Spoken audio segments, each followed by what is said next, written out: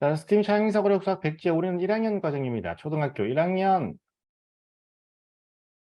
1학년 과정이에요. 첫 번째 단원은 수와 연산 단원으로 여기에 나와 있는 이렇게 10가지의 주제들을 앞으로 살펴볼 예정입니다.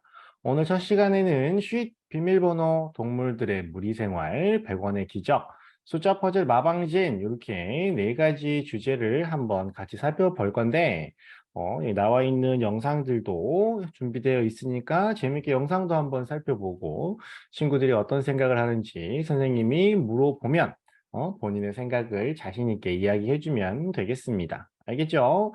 자, 이렇게 앞으로 이런 내용들을 공부하게 될 거다.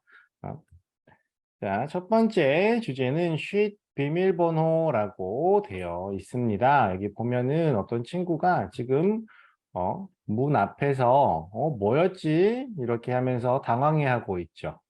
그지? 문 앞에 여기 이렇게 문 잠금 장치, 여러분 집에도 현관에도 이런 잠금 장치가 아마 있을 거라고 생각합니다. 그치? 어? 아파트에 사는 친구들 같은 경우에는 뭐 공동 현관이라 그러지 1층 현관에도 이거가 비슷한 잠금 장치가 있는 경우가 종종 있고요. 그죠? 그 다음에 집 앞 현관, 집 현관에도 이런 잠금 장치가 있고요. 여기 가지고 있는 핸드폰에도 암호 입력 이렇게 되어 있어서 여러분 핸드폰에도 번호를 눌러야 하거나 아니면은 패턴을 그리거나 아니면 지문을 등록하거나 이런 방법을 통해서 잠금 장치가 설정되어 있을 겁니다. 자, 이런 식으로 우리가 오늘날 요즘 우리가 살아가는데 꼭 필요한 비밀번호들 굉장히 다양한 곳에 비밀번호가 필요하지. 그지? 또 어디 비밀번호가 필요해? 선생님이랑 수업하러 들어오려면 이 강의실에도 선생님이 간단한 비밀번호를 설정해 놨습니다. 아무나 다 입장할 수 없게 비밀번호를 설정해 놨지. 이런 식으로 굉장히 많은 비밀번호가 사용되고 있어요. 자, 어떤 내용인지 같이 한번 살펴볼게요. 자, 이메일을 확인할 때, 혹은 집에 들어갈 때, 혹은 스마트폰을 사용할 때 꼭 필요한 것은 무엇일까요? 이렇게 물어봅니다. 뭐가 꼭 필요할까요? 그것은 바로 비밀번호입니다. 비밀번호가 필요하다고 합니다. 자, 비밀번호는 컴퓨터 프로그램이나 스마트폰 등에 접근 가능한 사람인지 아닌지 구분할 때 사용하는 보안 수단입니다. 즉, 적절한 올바른 비밀번호를 알고 있다면 그 사람은 사용을 할 수 있는 사람이야. 사용해도 돼. 오케이. 하지만 비밀번호를 모르면 네, 그 사람은 사용하면 안 돼. 이렇게 사용할 수 있는지 사용할 수 없는지를 확인하는 그런 보안 수단이라고 합니다. 자, 학교를 마치고 집으로 돌아간 민수는 문을 열고 들어가기 위해서 비밀번호를 눌렀습니다. 아마 이 친구가 민수인가 봐. 민수가 집에 들어가려고 비밀번호를 눌렀습니다. 그리고 스마트폰을 사용하기 위해서도 비밀번호를 눌렀습니다. 자, 민수는 비밀번호를 누를 때마다 비밀번호 누르는 숫자판 모양이 왜 똑같은 모양인지도 궁금했다고 하네요. 비밀번호를 누르는 숫자판이 한 자릿수로 이루어진 이유는 무엇일까요? 이렇게 되어 있는데, 자, 첫 번째 문제 같이 이어가 보도록 하죠. 자, 첫 번째 문제. 한 페이지 첫 번째 문제 같이 볼게요. 연우와 재우가 비밀번호에 대해서 이야기하고 있습니다. 두 친구 중 누구 말이 옳다고 생각하는지 쓰고 그 이유를 서술하시오라고 했습니다. 자, 연우는 뭐라고 하는지, 그 다음에 재우는 뭐라고 하는지 두 친구의 이야기를 한번 들어볼까요? 자, 먼저 연우는 이렇게 이야기를 해요. 난 비밀번호는 다른 사람이 절대 알 수 없는 것으로 만들어야 한다고 생각해. 여러분 생각은 어때요? 비밀번호잖아. 그치? 그렇기 때문에 다른 사람이 절대 알 수 없는 것으로 만들어야 한다. 이렇게 생각한대, 연우는. 그래가지고, 난 앞으로 385671903746이라고 하는 이런 긴 비밀번호를 사용하겠어. 라고 이렇게 이야기를 한다고 합니다. 그랬더니 재우는 또 이렇게 이야기한대요. 그러다가 비밀번호를 기억하지 못하면 어쩌려고 그러니? 다른 사람이 알지 못하는 것도 중요하지만 내가 기억할 수 있는 번호를 사용하는 것도 중요하지. 그래서 나는 375라고 하는 비밀번호를 사용할 거야. 이렇게 이야기한다고 합니다. 자, 여러분은 두 친구 중에 누구의 말이 옳다고 생각하나요? 음? 여러분은 연우의 말이 옳다고 생각하나요? 아니면 재우의 이야기, 재우의 말이 옳다고 생각하나요? 여러분의 생각은 어때요? 음? 자, 여기 문제에서 둘 중에 누구의 말이 옳다고 생각하는지 쓰라고 했으니까 둘 중에 한 명을 반드시 선택하세요. 알겠지? 누구의 의견이 맞다고 생각하는지 반드시 선택하시고요. 그 다음에 왜 그렇게 선택했는지 그것에 대한 이유를 꼭 적어 주셔야 합니다. 자, 연우의 이야기가 맞다라고 선택했을 때는 정답. 재우의 의견이 맞다고 선택했을 때는 틀렸어. 이런 식으로 평가가 되는 문제일까? 아니지. 그런 거 아니야. 두 친구의 의견이 모두 맞아. 대신 여러분이 생각했을 때 누구의 의견이 더 적절하다고 생각하는지. 여러분의 생각은 다른 사람이 절대 알 수 없다라고 하는 것이 더 중요한지, 아니면 내가 꼭 기억할 수 있다라고 하는 것이 더 중요한지, 여러분이 둘 친구 중에 어떤 친구와 생각이 같은지 쓰고 그 이유가 무엇인지 정리해주는 이런 내용들이 문제를 낸 그런 내용들을 적도록 하는 것이 이 문제를 만든 아저씨의 의도다라고 볼 수 있어요. 알겠지? 선생님, 저는 연우의 의견이 맞다고 생각해요. 그 이유는 무엇입니까? 비밀번호는 다른 사람이 알 수 없게 없도록 만드는 것이 아주 중요하기 때문이에요. 그지? 그러니까 이렇게 긴 비밀번호를 사용하겠어. 이렇게 이야기하겠지. 아니에요. 제후의 이야기가 더 맞는 것 같아요. 아무리 다른 사람이 알 수 없도록 만드는 것이 중요하지만 내가 기억하지 못하는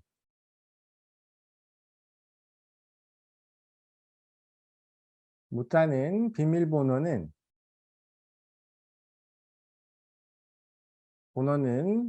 필요 없어. 내가 내 비밀번호를 기억하지 못한다면 누구도 그 비밀번호를 알아낼 수가 없잖아. 그러니까 이게 더 중요하다. 내가 기억하는 게 더 중요하다. 그러면 제우의 의견이 맞다고 할 수 있을 거고, 아니야, 사람들이 절대 알 수 없게 해야 돼. 그렇게 생각한다면 연우의 의견이 더 맞다고 할 수 있을 거고. 이런 식으로 본인이 생각한 것, 두 사람 중에 누구의 의견이 더 맞다고 생각하는지 선택하고 그 이유를 적어주는 형태로 답을 작성해 주시면 됩니다. 자, 두 번째 문제, 비밀번호를 어떻게 만드는 것이 좋을까? 본인만의 비밀번호를 만들고 그렇게 만든 이유를 서술하시오라고 되어 있어요. 앞선 영상에서 비밀번호를 만드는 방법에 대해서 알려줬어요. 그죠? 특히나 어떤 비밀번호가 좋은 비밀번호냐면 긴 비밀번호가 좋은 비밀번호라고 이렇게 이야기했지. 그지? 그래서 자신만의 비밀번호를 만들고 비밀번호를 만들고 그 비밀번호를 어떻게 만들었는지 음? 만든 원리를 적어주도록 합니다. 알겠죠? 자신만의 비밀번호를 만드는데 자신의 전화번호라든지 혹은 자신의 생일이라든지 이런 것들을 사용하면 될까요? 안 될까요? 내 전화번호나 내 생일 같은 경우는 다른 사람들도 쉽게 알 수 있는 정보이기 때문에 비밀번호에는 사용하지 않는 것이 좋아요. 알겠죠? 이런 것들을 제외하고 자신만의 비밀번호, 그지? 뭐 숫자라든지 알파벳, 그 다음에 기호 이런 것들을 사용해서 비밀번호를 만들어 보고 어떻게 만들었는지 자신이 만든 비밀번호의 원리도 설명될 수 있도록 합니다. 알겠죠? 자, 이렇게 비밀번호에 대한 내용 살펴봤고요. 자, 두 번째, 동물의 무리생활이라고 하는 내용입니다. 여기 보니까 TV에 엄청 무시무시한 동물들이 등장하는데요. 자, 지우는 먹이를 찾아 이동하는 초식동물에 관한 다큐멘터리를 보다가 풀을 찾아 엄청난 거리를 이동하는 누에 대해서 알게 되었습니다. 누라고 하는 동물은 평소에 20마리에서 50마리 정도가 무리를 지어서 생활하고요. 비가 오지 않은 건기에 저기 이제 뭐 아프리카나 이제 적도 가까운 지역 이런 데 가면은 1년에 건기, 우기 이런 식으로 나누어서 비가 오지 않는 건기, 비가 자주 오는 우기 이런 식으로 계절을 나누기도 해요. 그래서 비가 오지 않는 건기에는 수만 마리의 동물들이 큰 무리를 이루어서 풀을 찾아서 1600km나 되는 거리를 이동한다고 합니다. 1600km라고 하면 서울에서 부산까지 거리의 4배 정도 되니까 엄청난 거리라고 할 수 있겠지. 이렇게 먼 거리를 이동한다고 합니다. 누가 이렇게 많은 수의 무리를 지어서 이동하는 이유는 무엇일까요? 왜 이렇게 동물들은 무리를 지어서 생활하는 걸까요? 이런 내용들을 한번 살펴보자고요. 자, 첫 번째 문제입니다. 다음 사진 속에 얼룩말과 누의 수를 세어서 어느 동물이 몇 마리 더 많은지 서술하시오라고 했어요.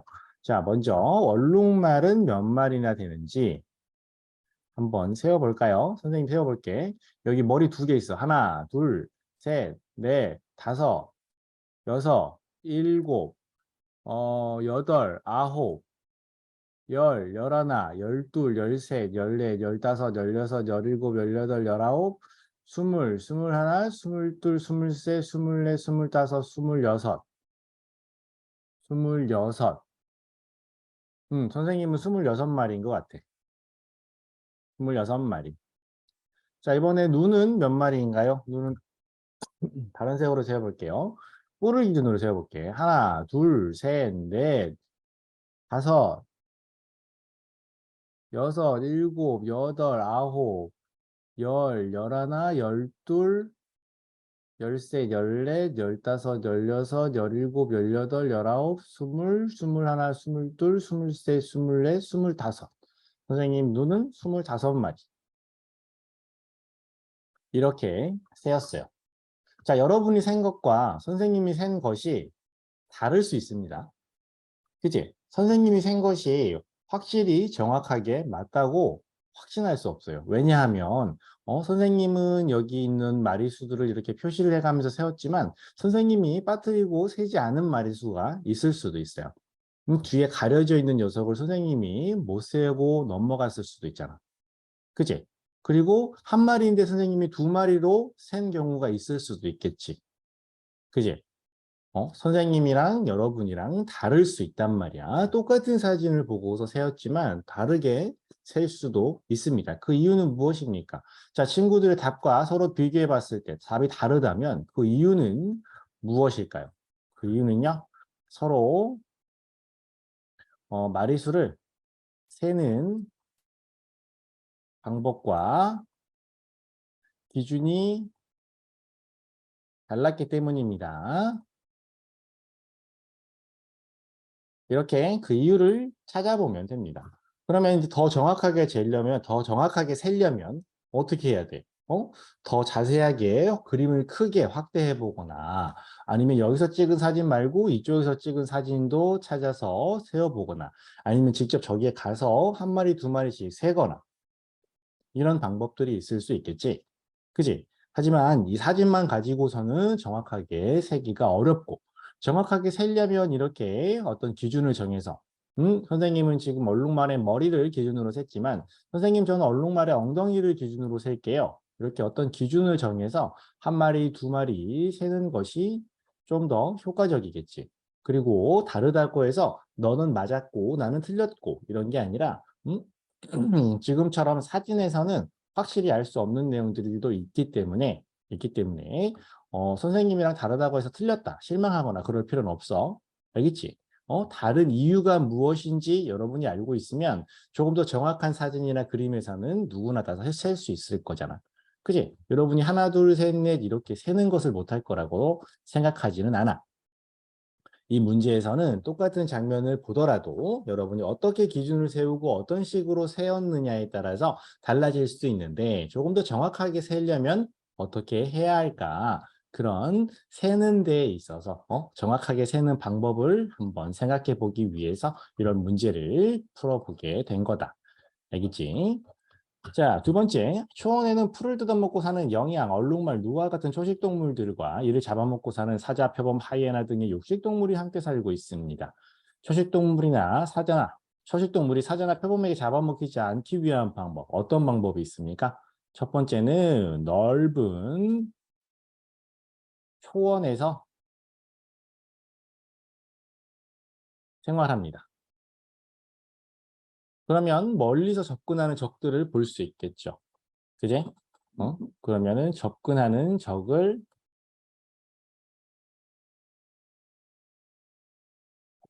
빨리 알아채어서 도망갈 수 있을 겁니다.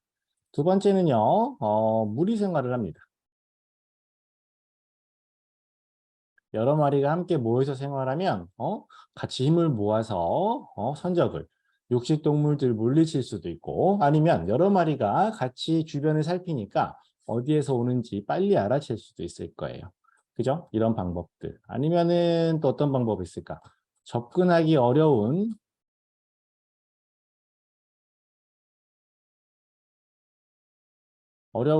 뭐 산, 비탈이나 아니면은 뭐 또 어떤 데가 있을까? 산 비탈 아니면 뭐 언덕 이런 곳에서 산다. 그러면 이런 것들이 접근하기 어렵겠지. 아니면 뭐 보호색 눈에 잘 띄지 않는 색깔을 가진다. 뭐 이런 것도 방법이 될 수 있을까요? 여러분이 알고 있는 초식 동물의 특징들 잡아먹히지 않기 위한 방법들을 써주시면 되겠습니다. 자, 세 번째, 100원의 기적이라고 하는 내용이에요. 자, 100원의 기적은 100원이라는 적은 돈을 매일매일 모아서 어려운 이웃이나 가난한 나라의 친구들을 돕는 활동입니다. 이 활동은 2005년부터 시작해서 2012년까지 약 4만여 명의 후원자들이 지속적으로 참여했으며 많은 사람들의 참여가 어려운 이웃을 돕는 나눔 활동으로 이어지고 있습니다.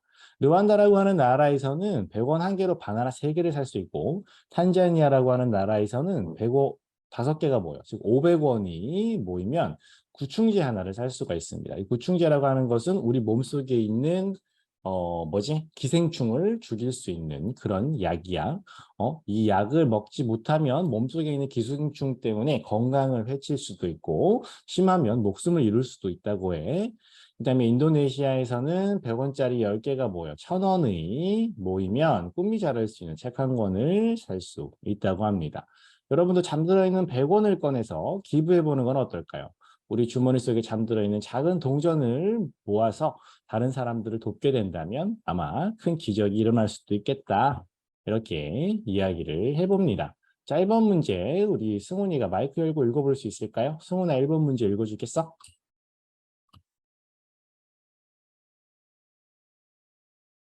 읽을 수 있을까? 르완다에는 바나나 100원으로 바나나 3개를 살 수 있다. 일주일 동안 매일 100원씩 저금한 돈으로 르완다에서 살 수 있는 바나나의 개수를 풀이 가정과 함께 구하시오. 고마워. 잘 읽어줬습니다. 자, 르완다에서는 100원으로 바나나 3개를 살 수 있습니다. 100원으로 바나나 이렇게 3개를 살 수 있다고 합니다. 일주일 동안, 일주일은 며칠이죠? 일주일은 7일인데요. 매일매일 100원씩 저금하면 얼마? 700원을 모을 수 있겠죠. 그지? 그럼 이렇게 바나나 3개를 700원이면 바나나 3개씩 100원으로 바나나를 3개 살 수 있다고 했으니까 바나나 3개씩 몇 번 더 하면 됩니까? 100원이 바나나 3개야. 700원이면 바나나 3개씩 이렇게 100원, 200원, 300원, 400원, 500원, 600원, 700원 이렇게 바나나가 몇 개인지 그 개수를 알아낼 수 있겠지. 그지? 세어보면 모두 몇 개입니까? 21개의 바나나를 살 수 있습니다. 이렇게 확인할 수 있을 거예요. 그지? 이렇게 두 개 더하면 6, 이렇게 두 개 더하면 6, 이렇게 두 개 더하면 6, 얘는 3 그대로, 이렇게 두 개 더하면 12, 이렇게 두 개 더하면 9, 12랑 9랑 더하면 21 해서 이렇게 덧셈으로 문제 해결해 보았습니다.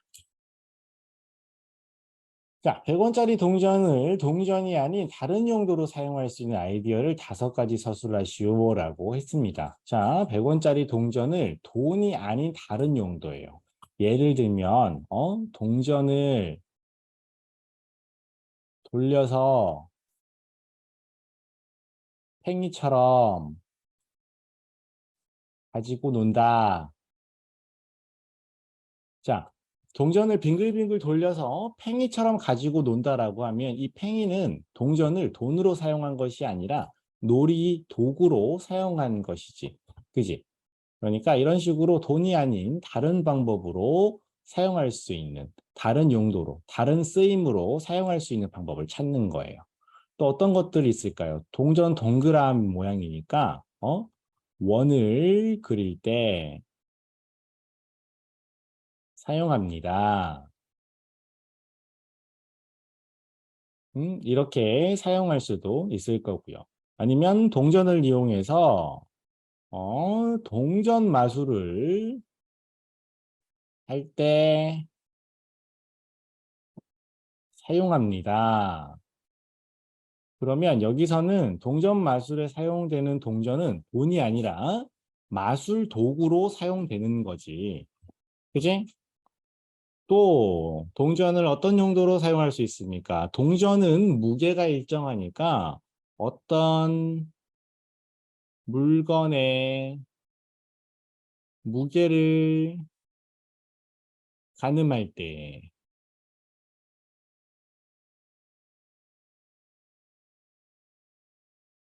우리가 어떤 물건의 무게가 궁금한데 저울이 없어.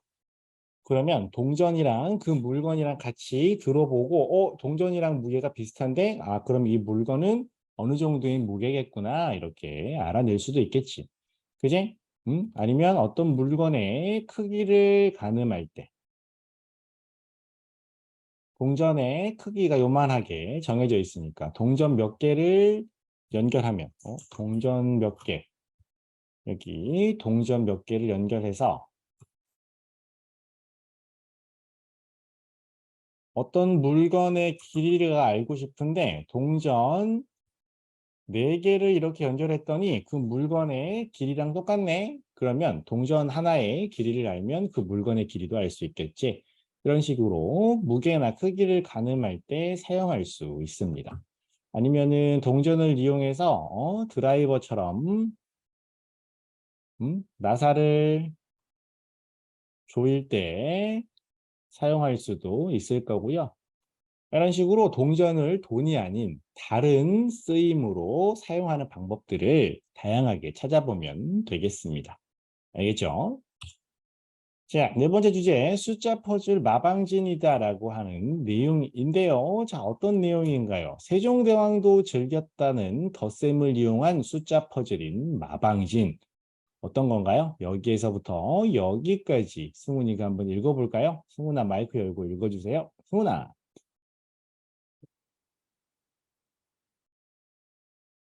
승훈이 마이크 열고 읽어봅니다. 할 수 있을까? 승훈이 마이크 열고 읽을 수 있을까? 태양도 즐겼다는 덧셈을 이용한 숫자법을 마방진. 마방진의 기원은 중국 전설에서 찾을 수 있다. 옛날 중국 하나라의 우왕이 황하의 범람을 막기 위해 물을 흐리는 길을 고치는 공사를 하던 중 등에 마방진이 그려진 거북이 한 마리가 나타났습니다. 우왕은 거북이가 나타난 후 기적처럼 홍수가 그쳤기 때문에 마방진에 주술적인 힘이 깃들어져 있다고 믿게 되었습니다. 이후 마방진은 인도, 페르시아, 아라비아, 서유럽으로 전파되었고 사람들은 마방진에 신비한 힘이 숨어 있다고 믿었습니다. 삼각형 모양의 마방진이 가장 일반적이지만 삼각형이나 원형, 이체형 마방진 또는 숫자 대신 알파벳이 쓰인 마방진 등 다양한 종류의 마방진이 있습니다. 좋아. 승훈이 선생님이 중간까지 읽어주세요라고 했는데 끝까지 다 읽어버렸어. 승훈이가 힘들까 봐 선생님이 조금만 잘라준 건데 다 읽어줘서 고마워. 잘 읽어줬어. 자, 이렇게 마방진에 대한 내용을 살펴봤습니다. 자, 마방진이라고 하는 것은 덧셈을 이용한 숫자 퍼즐이에요. 그래서 가로, 세로, 대각선의 배열되어 있는 수들의 합이 같은 퍼즐을 마방진이라고 합니다. 자, 다음은 김홍도의 씨름이라고 하는 그림입니다. 이 그림 속에서도 마방진이 숨어 있는데요. 그림 속 사람 수를 세어서 마방진을 완성하세요라고 되어 있어요. 자, 가운데를 기준으로 해서 이렇게 나누고요. 여기도 이렇게 나눠 볼게요. 그럼 여기 사람들이 몇 명 있나요? 1명, 2명, 3명, 4명, 5, 6, 7, 8. 여기 8명이 있죠. 여기는 하나, 둘, 셋, 넷, 5명. 여기 5명이 있어요. 가운데에 씨름을 하는 사람 2명 있죠. 이쪽에도 2명이 있어요. 여기는 1명, 2명, 3명, 4명, 5명. 5명이 있어요. 자, 여기 있는 사람 수들을 여기다가 그대로 옮겨 볼게요. 여기 8명 있다고 했으니까 8명. 여기 5명 있다고 했으니까 5명. 여기 가운데 2명 적혀 있죠. 여기는 5명, 여기는 2명. 이렇게 써놓게 되면 자, 이렇게 더한 값이 얼마죠? 8 더하기 2 더하기 2니까 12. 이렇게 더한 값도 얼마죠? 5 더하기 2 더하기 5니까 12. 이런 식으로 일직선 위에 배열되어 있는 숫자 3개, 수 3개의 합이 모두 12로 같다라는 사실을 확인할 수 있습니다. 자, 여기에 나와 있는 이 그림은 김홍도라고 하는 작가의 씨름이라고 하는 그림인데요. 혹시 여러분 본 적이 있나요? 자, 두 번째 문제입니다. 여기 보면 2부터 여기서부터 여기까지 승훈이가 마이크 열고 읽어볼까요? 승훈아 읽어주세요.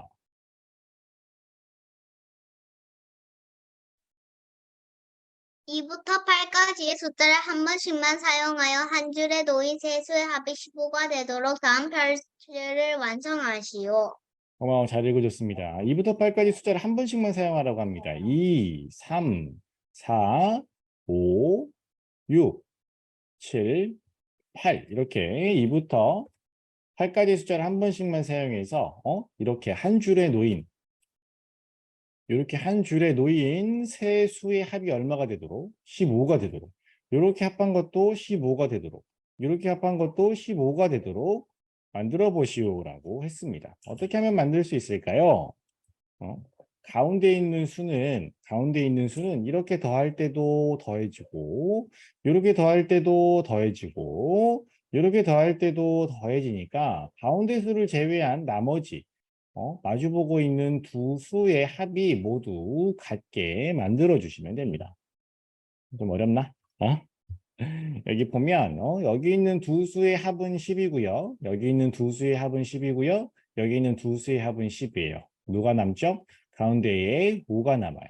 그리고 여기 있는 두 수의 합이 10이니까요. 여기에 2, 8 이런 식으로 넣으면 한 줄에 합이 가운데 오니까 얘네 둘의 합이 10이 되면 합이 15가 되겠죠. 그죠? 나머지 이제 3과 7을 또 마주보게 집어 넣고요. 그 다음에 4와 6도 마주보게 집어 넣으면 됩니다. 이런 식으로 퍼즐을 완성하면 되는데 선생님 제가 만든 퍼즐은 선생님이 만든 거랑 조금 달라요. 이렇게 생각하는 친구들도 있을 것 같습니다. 자, 선생님이 만든 퍼즐과 다르게 완성했다 하더라도 첫 번째 가운데 숫자 5가 들어갔고 첫 번째 가운데 숫자 5가 들어가고 그 다음 서로 마주보는 수들의 합이 이렇게 그다음에 얘네 둘 이렇게 서로 5를 가운데 두고 마주보고 있는 수들의 합이 10이다 라고 하면 선생님과 모양이 다르더라도 이 퍼즐을 잘 완성했다라고 할 수 있습니다.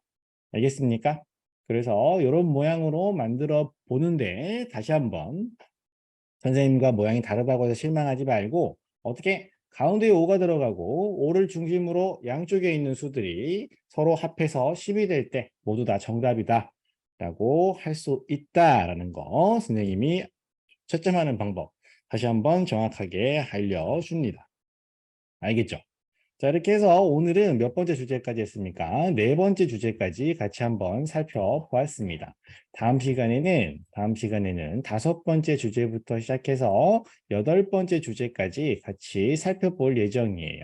여러분이 먼저 책을 한번 잘 펼쳐서 내용을 살펴보고 읽어보시고요. 그 다음에 여러분이 직접 문제를 풀어봐도 되고, 여러분의 의견을 묻는 문제에는 본인의 생각을 적어 온다면 다음 시간에 선생님과 수업할 때 여러분의 의견도 이야기해 볼 수 있는 그런 시간을 가질 예정입니다.